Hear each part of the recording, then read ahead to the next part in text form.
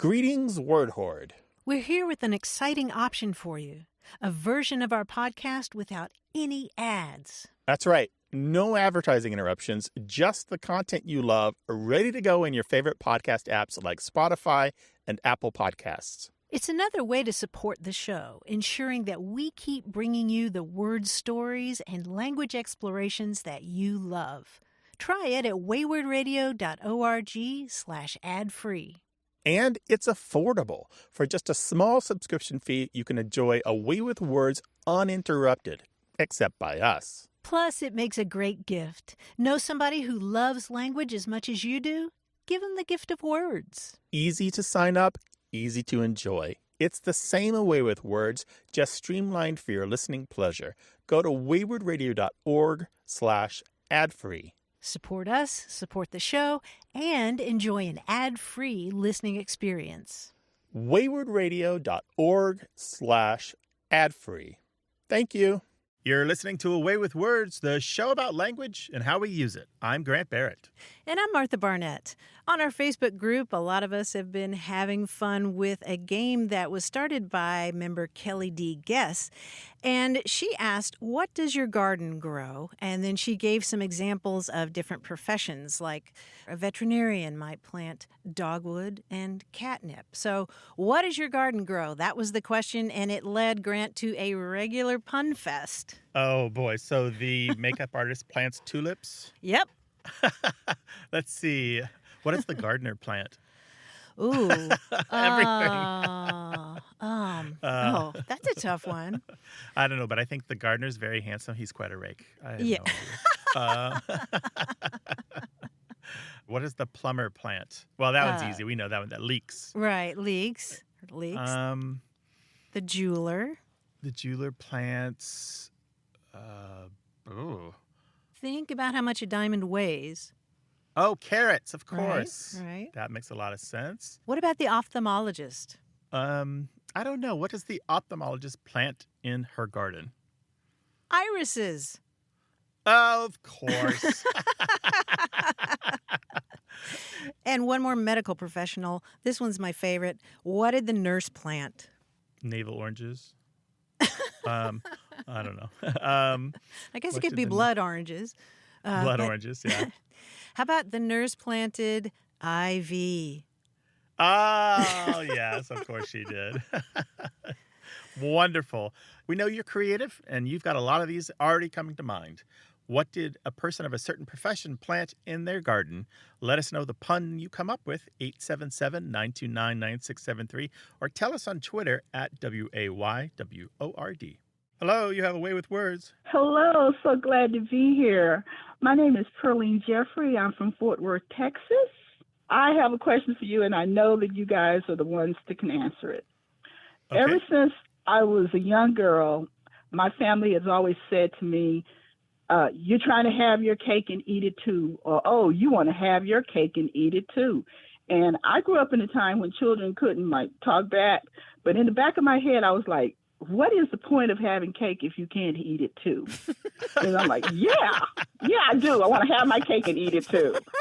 But I kind of get it because every time they said it to me, it was when I was just doing a lot of stuff because I was always really, really active. But at the same time, now that I'm older, it's come back to me.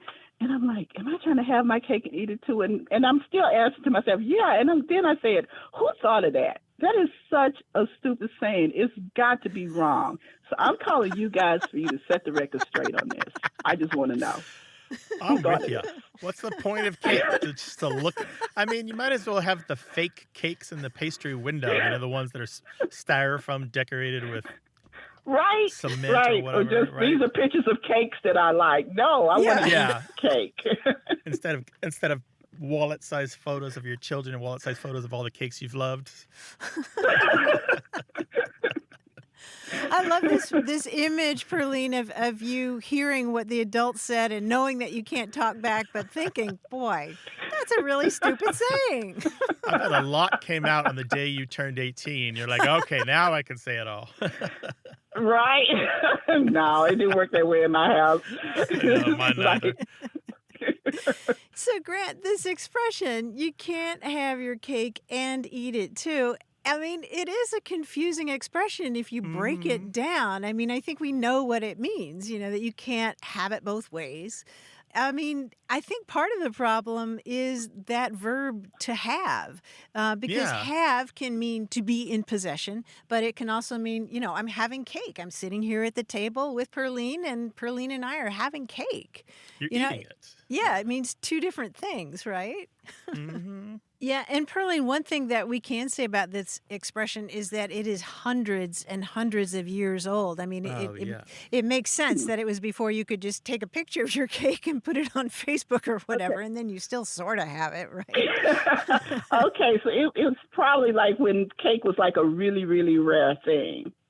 Well, yeah, that's a good point, because some of the really early uses of this expression may have just referred to small pieces of bread, or like oat cakes or something like that. But yeah, there's also that special element of the kind of cake that probably you and I enjoy. What's your favorite? I don't have a favorite cake, but there's only one cake that I actually dislike, and that's red velvet. What? So every other cake, yeah. To Wait a me, minute. red velvet is a useless cake. I'm sorry. And a fight What's the broke point? out. Just get some really good chocolate cake and just spare the red dye. What is the point of red velvet cake? How about a German chocolate cake with coconut icing? That's my favorite right there. Okay. My favorite is carrot cake with cream cheese icing. How about that one, Perline? Can we That's a compromise really on good that one. Okay. Yeah, okay, we can compromise on that one. Well, Carrot Perline, cake we with are. cream cheese icing is delicious. We love your Yes. energy. We appreciate your clever thinking on this issue, and we agree it's confusing. But like all idioms, you got to take it as a whole. Don't try to break it down to its parts. It's like just treat it as one big blob of meaning, and that big blob of meaning is you can't have it both ways. Just go forward and enjoy your cake in peace. A big piece. A big piece. I shall. Maybe another one later. Yeah, maybe now people will do away with that saying. Get something With that totally saying. different. Because Perline's Law. We're gonna have them name it. It's gonna be in all the just Perline's do it. Law. I don't care how it's hundreds of years old. It's time to do away with that because don't All right. serve me cake if I can't eat it. Thank you so much. Oh, that's wonderful. You take care now. I really all right? enjoyed Appreciate the being call. on with you guys. Thank y'all. Bye-bye. Hey, thanks, Perline. Call us up, 877-929-9673, or tell us about your food idioms and why you like them or don't on Twitter at WAYWORD.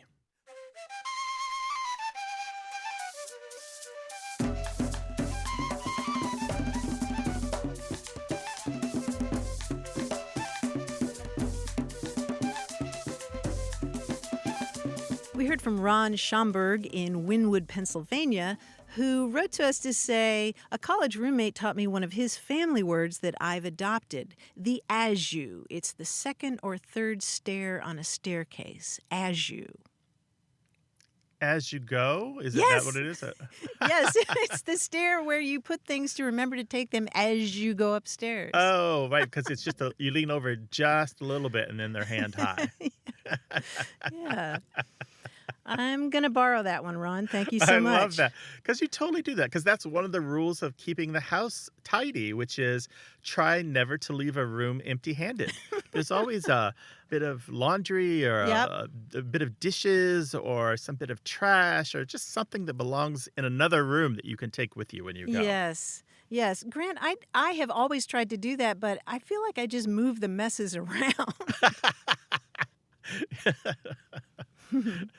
I am just imagining you like pulling one of those Parks and Rec carts behind you with the trash cans, the two barrels on wheels, and you've got your rake and your canvas bag, and you're picking up the trash from room to room in the house. Maybe I should do it that way. 877-929-9673. Hi there. You have a way with words. Well, yes, I do. He's been waiting a long time to say that. Obviously. Hi, who are you? Where are you calling from? My name is Matthew. I'm calling from Vermont. What's on your mind today? What are you thinking about? Well, when I was growing up in Vermont, central Vermont, we had a term we would say, book it, which meant to move at a rapid pace from point A to point B, sometimes across town or down the street or whatever. So we would say, we got to book it over to Rick's house or book it over to the park or something of that nature. Well, I always found that interesting because it's not like a book or, book somebody into jail. It just meant to move at a rapid pace from one place to another. About when would that be? About what decade? Yeah, this was back in the 70s, mid-70s. Yeah, that actually sounds just about right for book it. I've been trying to put together the pieces for this particular bit of slang for a while, and I have some notes that I've put together because I've got a theory that I haven't proven yet, but let me just lay this out for you and everyone else and see what you think. As far back as the 1860s, there were a couple of different terms that were used to imitate the sound of running feet or hooves, especially if they were going fast. And they're bookity-book or bookity-bookity. Yeah. So you might say someone is running bookity-book, or a cowboy is riding bookity-book, or a quarterback went bookity-book toward the field goal, or a deer was fleeing bookity-book from the dog, something like that. And particularly in the South and states like Tennessee and Virginia, and in the last century or so, it was particularly common among speakers of African-American English, including in the writing of Zora Neale Hurston in the 1930s. So it has a long history, this bookity-book. And it's imitative, obviously. It's like the sound of feet running, right? Or the sound of hooves against the ground. So hang on to that for a second. In the early 1920s, there was a boogie among Black Americans, meaning to party or have a good time with drinking and dancing. And there was also a noun boogie, which was the same, a party where you did all those things. And by the 1940s, that word boogie could also just mean dance fast to strong rhythmic music. And the 40s are also when boogie came to mean to leave or move in a hurry. And here's one of your connections, right? So we got a boogie. We got to get out of here. And then here's the third connection. In the 1950s, the Korean War brings home the term bug out, which means to leave in a hurry, flee, or just leave in an ordinary way. And by the 1960s, it was sometimes shortened to bug. The party was a dud, so we just bugged. So in the late 1960s and the 1970s, my hypothesis is, and I haven't proven it yet, is when they all come together and we find the first written records of book it, meaning to move quickly or leave quickly. And it continued for a while. The slang popularity of booking it or book it has waned. You'll still find it here and there, but this heyday was pretty much the 70s and the 80s. So my theory is that the bookity and boogie, meaning to leave or move in a hurry, and to bug out all kind of come together and book it. Because you will often find that slang terms will, I think I've used this term already, cross-pollinate. They'll lend a little bit of their meaning and sense to each other, particularly if they share common sounds. Wow, that is fascinating. So you're actually boogieing across town instead of booking across town. Yeah, you could see how boogie and book it, like there's a lot of similarity there. And G and K do sometimes swap in the mouth. Interesting. That's fascinating. Thanks for the question. Really appreciate it. Take care. All right, I got to book it now. Thanks, Matthew. Call us with your language question, 877-929-9673.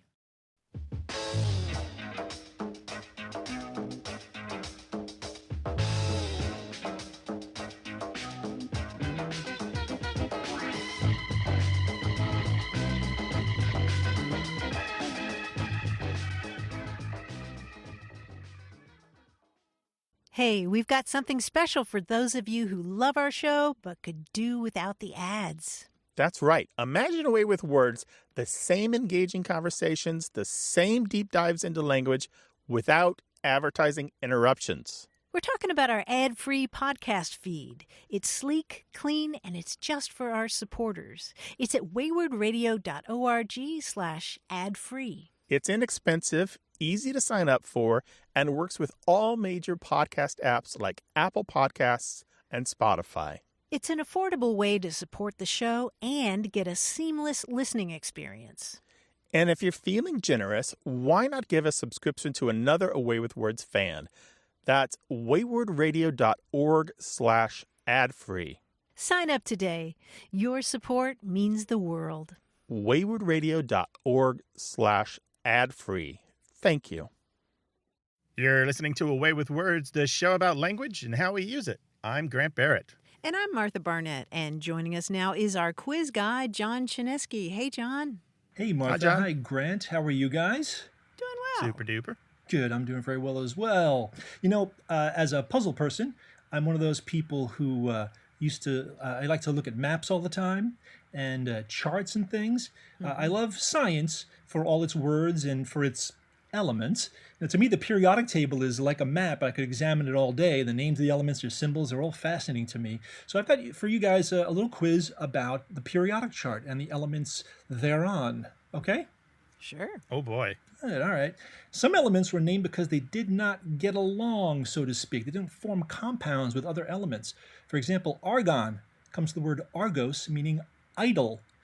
Which element comes from the Greek word for stranger? Is there a Greek word for xenium or something?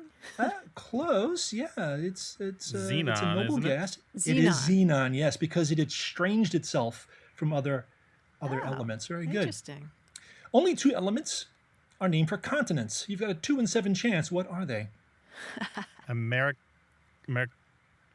or something like that? Americium, very good. Americium? Right. And europium? And europium, yes. Americium was named Americium because the element above it was named for Europe. So they said, that's a real way to decide, okay, we gave one to Europe, let's give one to the Americas. Nicely done. Only 4 elements are named for countries in which they were discovered or their discoverer's homeland. Can you name them? Well, by homeland, you mean like Californium? No, I'm talking about countries, yeah. But good knowing for California. Yeah. Okay. Okay. Francium? Right. For France, it was isolated there. Is there a polonium? There is a polonium from Marie Curie's birthplace. Very good. Is there a Britannium? Not Britannium, no. That's a good one. Stay in Europe, though. Okay. Germanium. Yes, germanium. Yes, very good. So you've got francium, polonium, germanium, and there's one other element, but it was also named for one of the countries we've already named. Oh. Francium or? Think Latin. Oh. Gallium. Gallium, yes, very good. 2 elements named for France. Nice. Tricky. Only 3 elements were named for extraterrestrial planets. Mercury doesn't count. That was named for the Greek messenger god. What are the others? Extraterrestrial planets. Wow. Plutonium. Plutonium, yes, Does which that is count? now a dwarf planet. Rest in peace, Pluto. Yes, that's 1. Uranium. Uranium Oh, is the yeah. second, yes. We've only got 1 left. Is there a Neptunium? There is a Neptunium, There yes. is? Nicely Okay. done, yes. And lots of elements were named for mythological characters, but really only one is named for a mythological god who is also, actually, an Avenger. Which one is it? Thorium. Thorium is correct. Yes, it's a god, it's an Avenger, it's an element, it's Thor for thorium. Yes, way to go. You guys did pretty well on that word elements quiz. Thank John. you, John. We'll talk to you next week. Give our best to the family. You too. Bye-bye. This show's about words and language and fun stuff like books and poetry, grammar and slang. Give us a call, 877-929-9673. Email words@waywardradio.org or try us on Twitter at WAYWORD. Hello, you have a way with words. Hi, this is Jenny Rome calling from Portland, Oregon.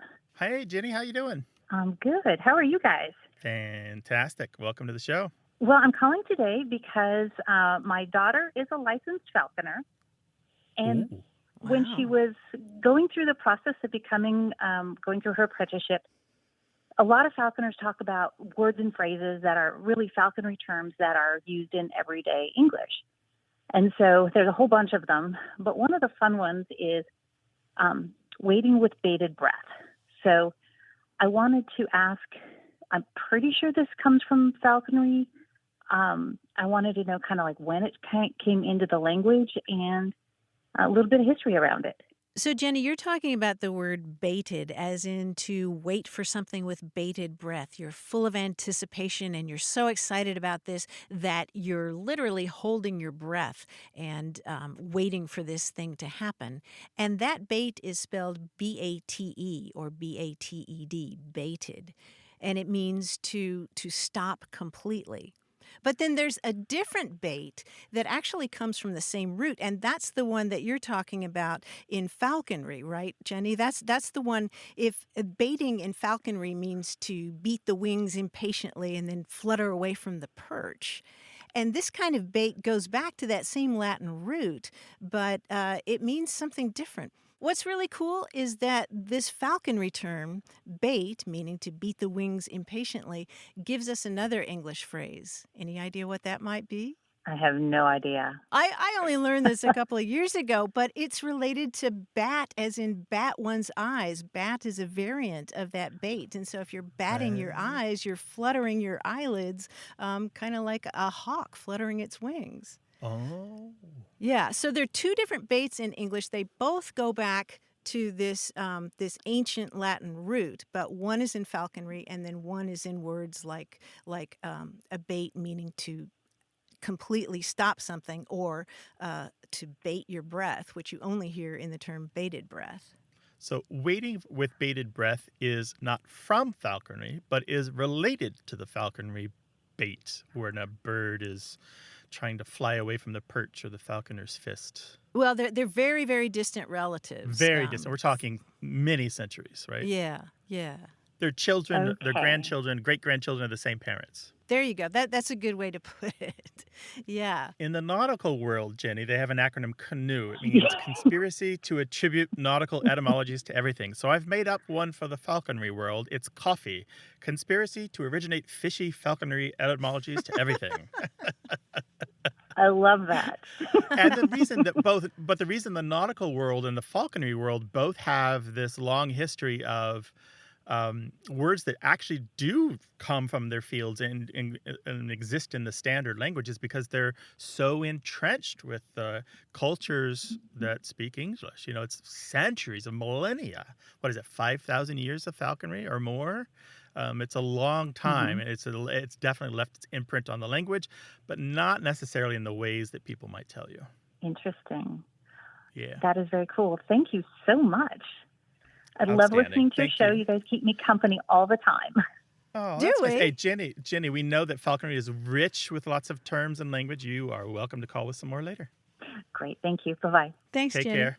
If you're passionate about something, you have a hobby, and there's language connected with it, we'd love to hear about it. Call us 877-929-9673 or tell us about it in email. The address is words@waywardradio.org.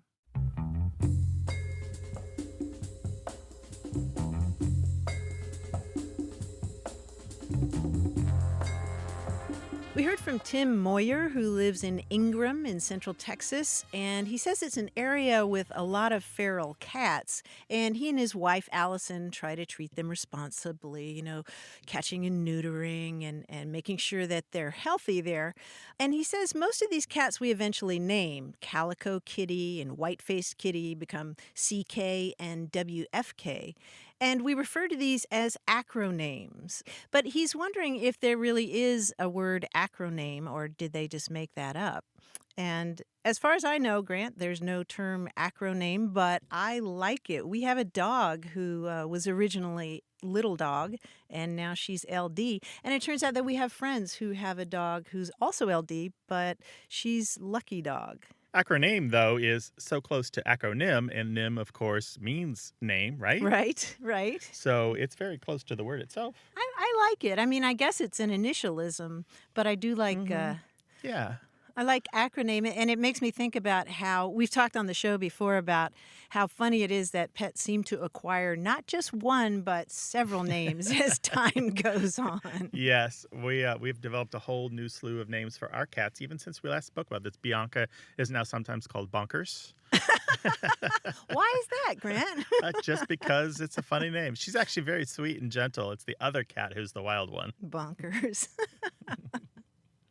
877-929-9673.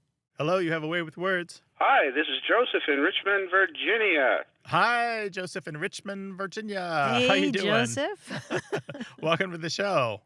Well, the idea of the filibuster is origin, and I did some research, and I got two conflicting things on it. That one says it's originating in French, the other in Dutch, and they're two such disparate languages that I can't imagine how that could be. And also the fact that it's very undemocratic. It was used in the 1870s to help the Dixiecrats who were trying to fight desegregation tooth and nail.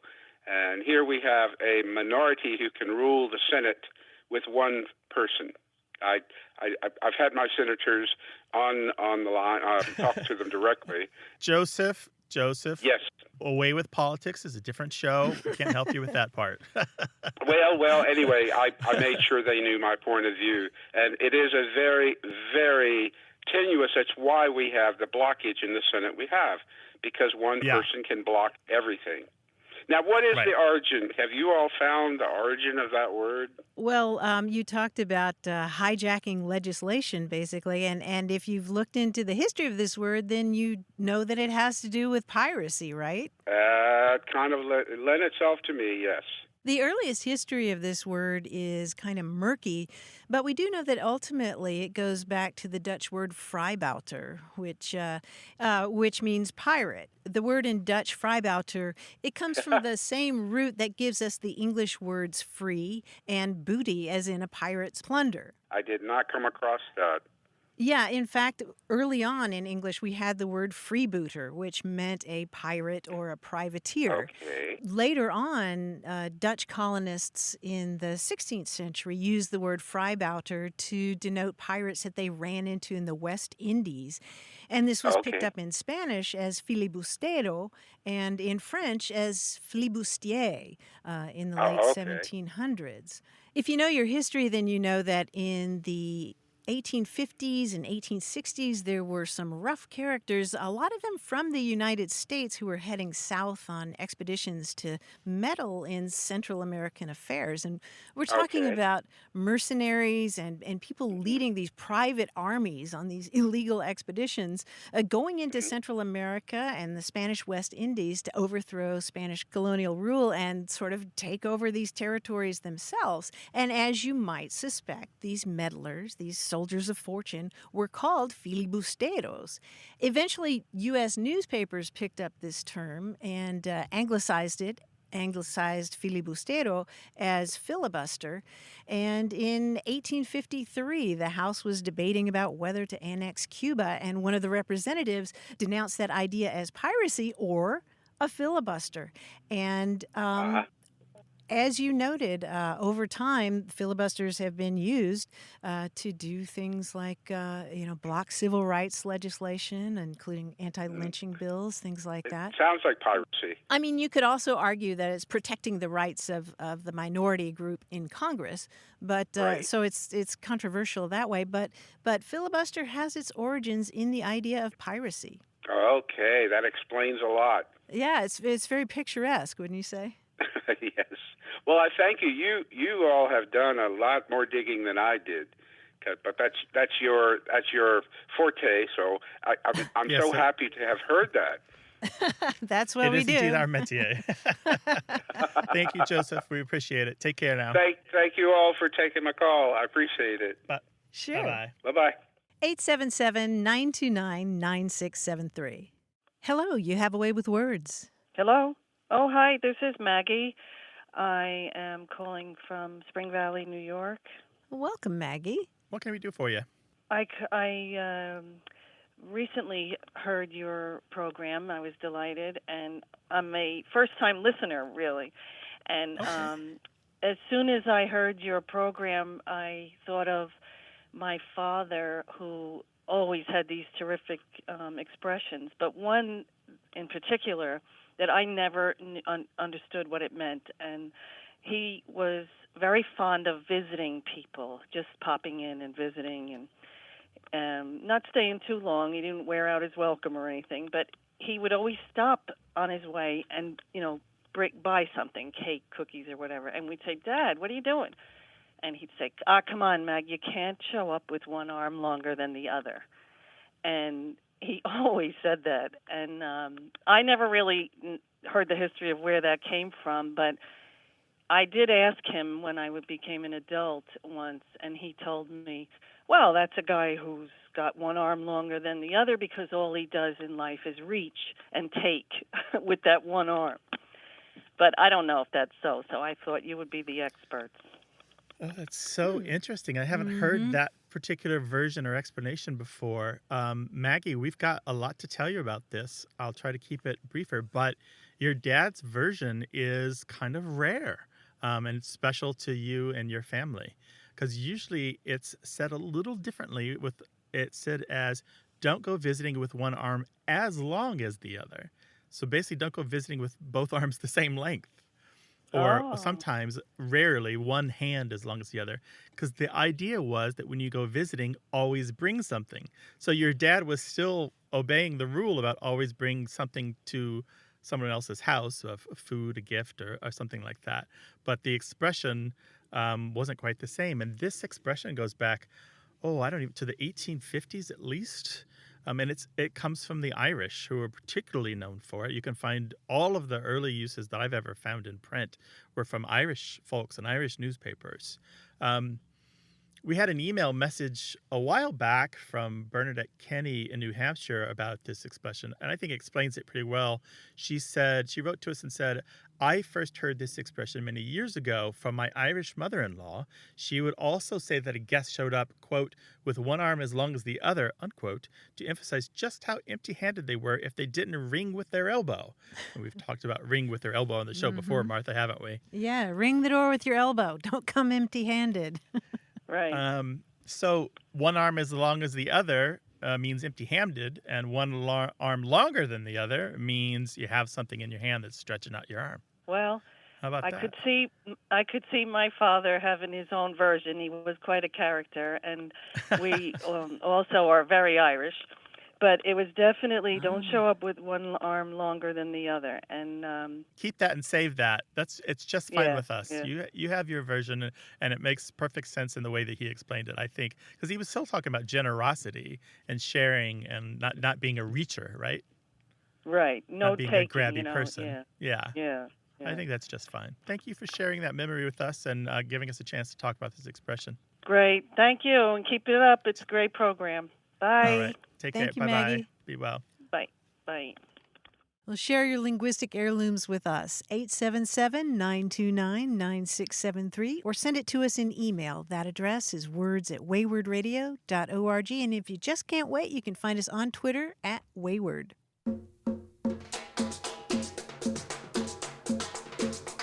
Here's another entry from our Facebook discussion about things you might plant punningly in a garden. You know what twins would plant? Pears. Yes. As a twin myself, that came right to my mind. Very good. What about a mime? What would a mime plant? Exactly. Mums. Excellent. There's probably a lot of answers for those if we sit down and think about it. There probably are. Yeah. Share your contributions with us. What would so-and-so plant in their garden? We'll share them on the air, 877-929-9673, or email words@waywardradio.org.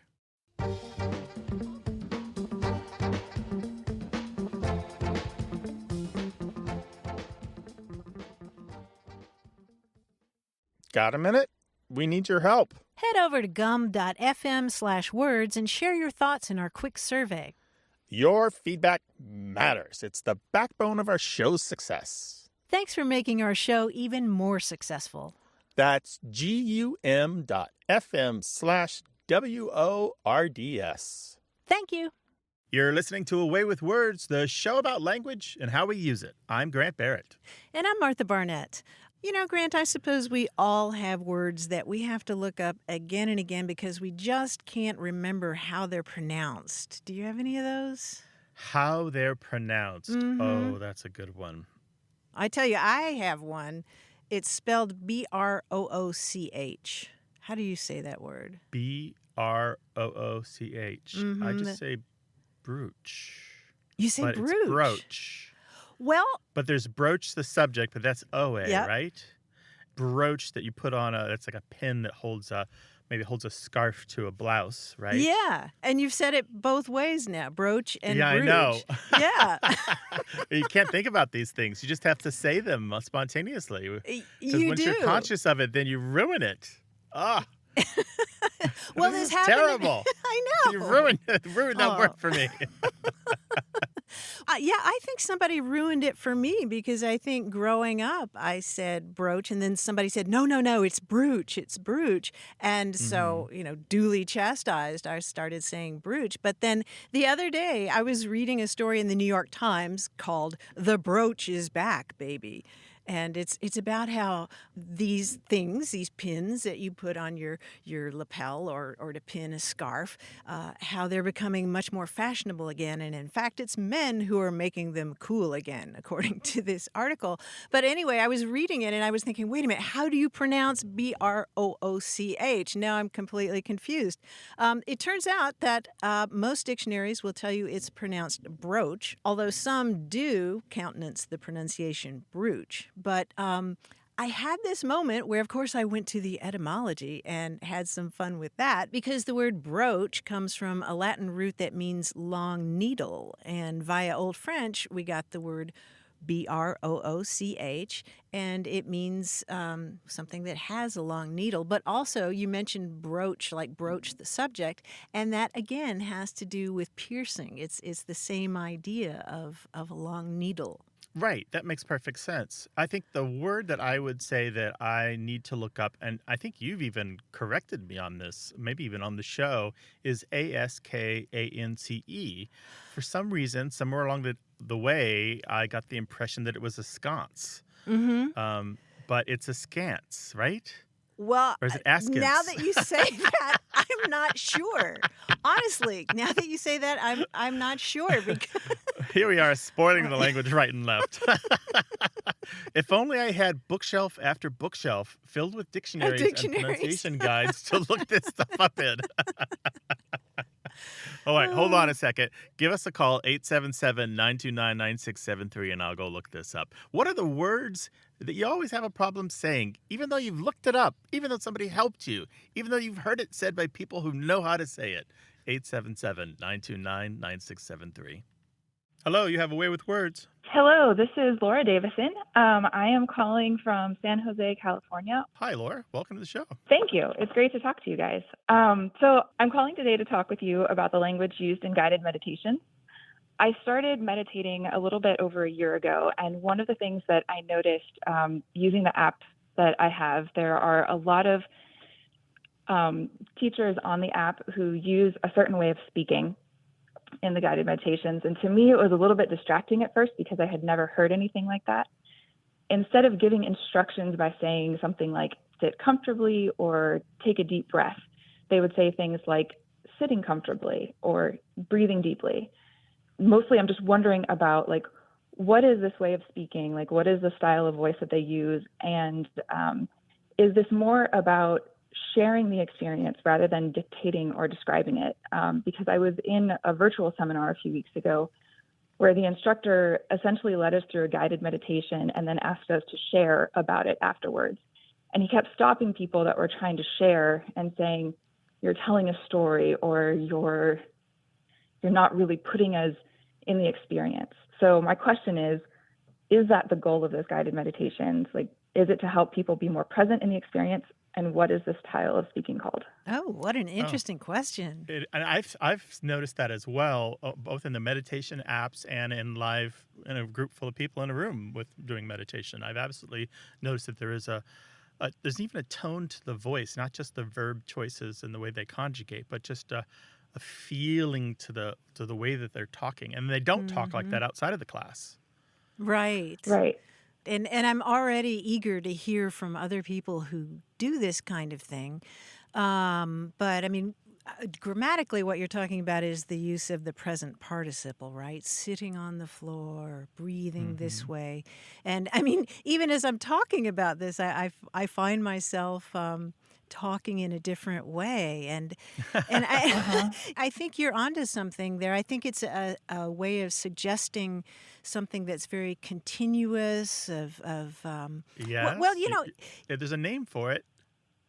It's there called the is. politeness progressive. Oh, Yeah. the politeness progressive. Okay. Yeah, so it is the progressive form of the verb. It's an ongoing action, progressive. Oh. And so, and the politeness part is it lets the speaker distance themselves from a request or a command because they are giving you a command. Oh, sure. Yeah, right. Because if they said, take a posture or take a seat or move over there, that's too abrupt. That's too forceful in this kind of gentle, caring, subtle environment, right? Yeah, I mean, there's a reason that they call this a guided meditation instead of a to-do list or operating instructions or something. I think it's a matter of inviting you to an experience and leaving room for your own interpretation. Because, as I gather, in yoga, they're trying to let you find the pose and position that works for you with your body because people have different abilities. And isn't there a lot of talk in meditation about spaciousness, that space between you and your thoughts or between you and the words you're taking in or between you and your body. And they're actually, I think, creating that kind of spaciousness with their choice of words. I'm also thinking of, hypnotists. The old image of a hypnotist is somebody saying, you are feeling sleepy. But I think more and more people who practice hypnosis are using phrases like, and perhaps as you sit there listening to the sound of my voice, you might begin to notice a pleasant sensation of drowsiness. That's the lilt. That's the way they do it. That's funny. Not that I've ever done hypnosis of that kind, but yeah, I've seen the YouTube videos. But yeah. They definitely use that in meditation as well, for sure. Yeah. So when you're on these apps, do they take it too far, Laura? Do you have to switch to a different meditation leader sometimes because you just can't take it anymore? How does that work for you? Most of them, they don't talk a lot during the meditations. So it's not so distracting that I feel the need to switch to a different meditation. And it's not all of them that do it. I was kind of trying to look back through some of them to see if I could find one as an example, and I couldn't. So it must only be, few and far between where they actually use them. But it definitely just struck me, and it took me almost a year to try to really figure out, like, what are they trying to do? Like, why are they speaking like this? Thinking about it in a sense of, yes, they're getting you in the moment and in the experience rather than thinking about it. You're actually in it. It makes a little bit more sense. But I had no idea what it was called, so that's really cool.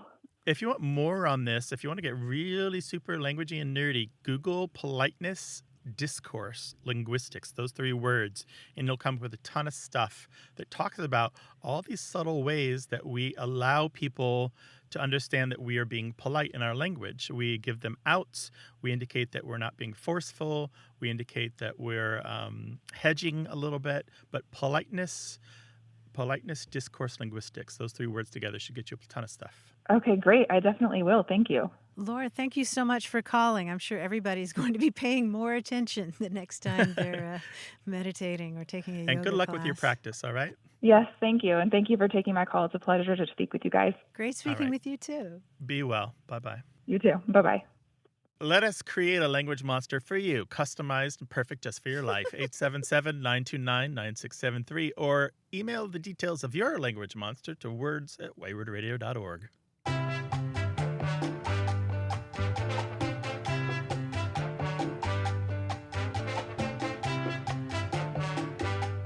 Hey, Grant, what would a clockmaker plant in the garden? I don't know, but you got to watch out for ticks. Oh, Grant, you and your smart talk. A clockmaker would plant time, of course. Of course. If you could plant time, imagine. 877-929-9673. Hello, you have a way with words. Hello, this is Erin. and Hey, I'm in Erin. Austin. And, well, I want to ask about the word loggerheads. My boss asked a couple of us at work who are either from the North or word nerds if we knew where it originated. I mean, I know the word, but I don't know anything about it. How would you use it in a sentence? I've always heard it as at loggerheads, like at an impasse, like there's no way forward. You're asking about at loggerheads, and you're like, this is a weird English word. Yes, when I talked with my mom, she's like, I think it comes from the turtles. And I was like, that seems reasonable, I suppose, but Oh, yeah, the loggerhead turtles. Do you have those in Texas? Yeah, okay. And are they kind of snapping turtle? I think so. I didn't go look them up, but she seemed to know what loggerhead turtles were. And she's from the North, so I don't know if that's why, or she just knows that some random trivia. Well, loggerheads, to be at loggerheads, we'll talk about the turtles in a minute. To be at loggerheads goes back about 400 years or so, and it relates to behaving like a blockhead. Basically, because one meaning of loggerhead is to have a log-like head, L-O-G, like a part of a tree, log. You're a log. You're thick, you're dense, you're a blockhead. So if two people are at loggerheads, they're both kind of thick-headed, and neither one will budge for the other. They're stubborn. Yes. There was a word that appeared centuries later that suggests there might have been a loggerhead device that was a block of wood used to keep animals like horses in check, but the evidence for that is pretty scant. There is another meaning of loggerhead, which is a little newer. It's about 350 years old instead of 400 years old, which is a kind of metal poker used to heat drinks. It's a long rod about the size of a fireplace poker, and on the end is this metal bulb. Sometimes they're ornate, kind of fancy. You put it in the fire until it's very hot, maybe even red hot, and then you thrust it into the drink to make the drink steam and bubble. This is how you mull, M-U-L-L, how you mull wine. And that is also a loggerhead. So you can imagine that two people fighting with these loggerheads could be said to be at loggerheads. It might even involve drunken fighting because they're in a place that serves mulled wine. So we don't know which of these is the first one. We're pretty sure that they both contributed to the idiom, however. Often you'll find that in language where there's kind of a cross-pollination, where two terms from slightly different origins kind of work together to provide an idiom. It's oomph, it's kind of semantic force. And I think that's what's happening here. But without a time machine, who can say for certain? Right. Well, thanks for joining our Nerd Club on the air. We appreciate it, Erin. Thank you. This is fun. All right. Thanks, Erin. Bye-bye. All right, bye. 877-929-9673. Email words@waywardradio.org. Or hit us up on Twitter at WAYWORD. Hi there. You have a way with words. Hi there. This is Jace from Austin, Texas. How are y'all? Well, Jace, welcome to the show. What can we do for you? So there's this word, hickey, right? And this word normally refers to a little love bite or, a little mark that one might get on one's neck after an amorous affair. And I've heard this word actually used in another way by someone at church. She would always say, when she couldn't think of the name for something, she would call it a doohickey. And that always made me laugh because I thought of, the other meaning of the word. And I was like, okay, what's going on here? And there's a third part to this puzzle, though. The other day, I heard someone on the radio talk about a hickey in the power grid in Texas. Recently, Texas had a snowstorm that knocked out our whole power grid. And it was almost like they were referring to a hitch in the plan or a hitch in the power grid, but they used this funny word hickey. And so I don't know. I'm like, what is going on with this word, y'all? Y'all got to help me out here. Of course we can. Absolutely. Do you remember the name of the show that you were listening to where you heard hickey in relation to power grid? Yes, it was the Texas Tribune, which is an NPR program. that airs every day that talks about stuff going on in Texas. So I'm sure it was somebody from Texas that was using that word, Yes. but I don't recall who it was. I bet it was Ross Ramsey of the Texas Tribune. Oh, well, there you go. Oh, my gosh. Wow. And here's why. He has a penchant for using the word hickey to mean kind of like a dark mark that requires some explaining. So I like that definition. Just go to the Texas Tribune website and look for Ross Ramsey and the word hickey, and you'll find a few articles where he's used the word hickey in that way several times. Things like an economic hickey on the state, or so-and-so apparently doesn't think it's worth the hickey, or they have a hickey now that they have to explain. And he just means it as it's a spot that requires explanation. Oh, my gosh. Like a mark that against them. That is so them. funny. Yeah. Well, listen, I have an Austin Public Library membership, and fortunately that allows me access to the Oxford English Dictionary. So I did a little research, and I saw that doohickey was a combination of the word doodad and hickey. And I was like, my gosh, that's funny too, I thought. Yeah, because hickey didn't always just mean a love bite or a love mark. It also meant a whatchamacallit or a thingamy, just like doodad did. And so there's kind of a crossover there. But hickey also doesn't only mean the thing you get when you're sucking face. It also could mean any kind of mark on the skin, like a bruise or a pimple or a boil or just any bump that's not supposed to be there. Yes. And even in the printing business, there's a couple different kind of hickeys. It could be little defects or bits of irregular ink on the printing job that are visible but not bad enough that it'll spoil the whole print run. And then a hickey can also be like a dingbat or an ornament that you might include like in a corner to end a paragraph or end a column. Oh my gosh, that's too funny. I have some friends that are printmakers. I'll have to ask them if they use that word. Oh yeah, dude. They probably have a ton of great language for you. Printmakers have, since it's a 500-year-old profession, they have tons of deeply steeped lingo. Oh my gosh, and I'm a total nerd for that. Well, listen, that is so funny. I'm so happy that y'all tracked down that Texas Tribune thing, and I didn't even think to look there, even though I knew exactly what show it was. So thank y'all so much. I really do appreciate it. And I'm a huge fan It was of a pleasure show. to talk to you, Jace. Yeah, Jace, thanks for calling. Bye-bye. Absolutely. Bye-bye, y'all. Bye, Jace. Well, we'd love to hear your stories about a word that really surprised you in a new context where you thought it meant one thing, but now it seems to mean another. 877-929-9673 or email words@waywardradio.org. Thanks to senior producer Stephanie Levine, editor Tim Felton, and production assistant Rachel Elizabeth Weisler. You can send us messages, subscribe to the podcast and newsletter, and catch up on hundreds of past episodes at waywardradio.org.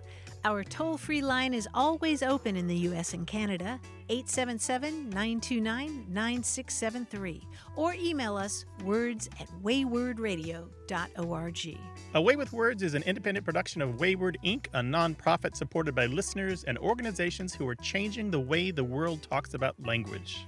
Many thanks to Wayward board member and our friend Bruce Rogo for his help and expertise. Thanks for listening. I'm Grant Barrett. And I'm Martha Barnett. Until next time, goodbye. Bye-bye.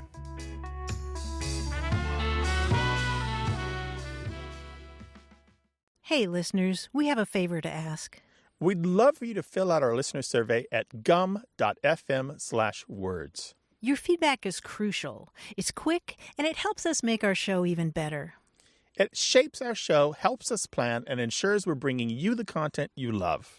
That's gum.fm/WORDS. Thanks for being a part of what we do. Thank you.